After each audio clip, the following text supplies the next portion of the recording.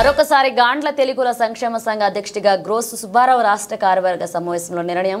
అఖిల గాండ్ల తెలుగుల సంక్షేమ సంఘం రాష్ట్ర అధ్యక్షుడిగా మరొకసారి మురళీకృష్ణ అధినేత సుబ్బారావు ఏకగ్రీవంగా ఎన్నికయ్యారు.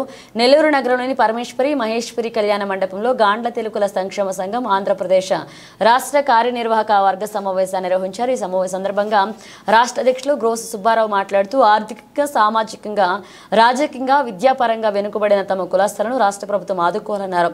ముఖ్యమంత్రి నారా చంద్రబాబు నాయుడు బీసీ డిక్లరేషన్లో ఇచ్చిన హామీలను అమలు చేయాలని విజ్ఞప్తి చేశారు. కరెంటు గానుకలను ఏర్పాటు చేసేందుకు సబ్సిడీతో కూడిన రుణాలను మంజూరు చేయాలన్నారు. ఈ సమావేశానికి రాష్ట్ర ప్రధాన బొర్రా మధుసూదన్, రాష్ట్ర వర్కింగ్ ప్రెసిడెంట్ శ్రీ నరవ, రాష్ట్ర కోశాధికారిగా గార్లదిన్న నాగరాజు హాజరయ్యారు.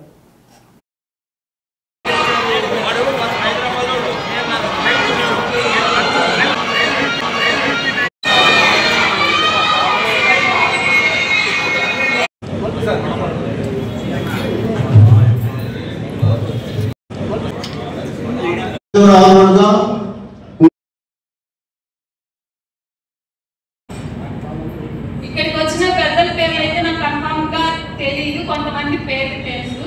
అందరికీ హృదయపూర్వక నమస్కారాలు. ఇంతగా నన్ను అంటే ఇక్కడికి మేము టెంపుల్ గాని వచ్చేసి ఇక్కడికి వచ్చేసాం, కానీ నేను ఇక్కడికి వచ్చిన సంగతి తెలుసుకొని నన్ను ఈ విధంగా డయాస్ మీద అందరికీ పరిచయం చేసిన పెద్దలందరికీ నా హృదయపూర్వక నమస్కారాలు.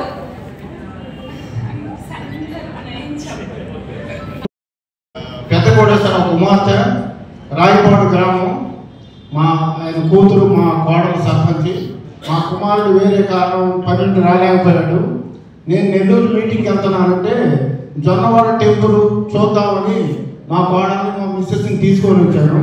వరికుంట రాజా నెల్లూరు వాళ్ళ దయాది మా కూతురు వచ్చిందని సంతోషం మీద ఈ స్టేజీ మీద అందరిని పిలిచి సన్మానం చేసినందుకు నెల్లూరు కుల పెద్దలకి, మన సంఘ పెద్దలకి, మన సుబ్బారావు గారికి, స్టేట్లో ఉన్న పెద్దలందరికీ కూడా ముందుగా నా ధన్యవాదాలు తెలియజేసుకుంటున్నాను.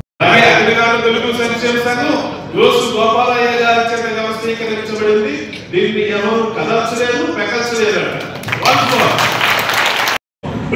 ఫోర్వర్డ్ ఉంటుంది కదా, ముందు మాటలాగా మీరు కొన్ని 2 పారాగ్రాఫ్స్ 3 పారాగ్రాఫ్స్ రాయాల్సి ఉంటుంది మన సంఘం గురించి. నేను అంబటి గురుమూర్తి గారి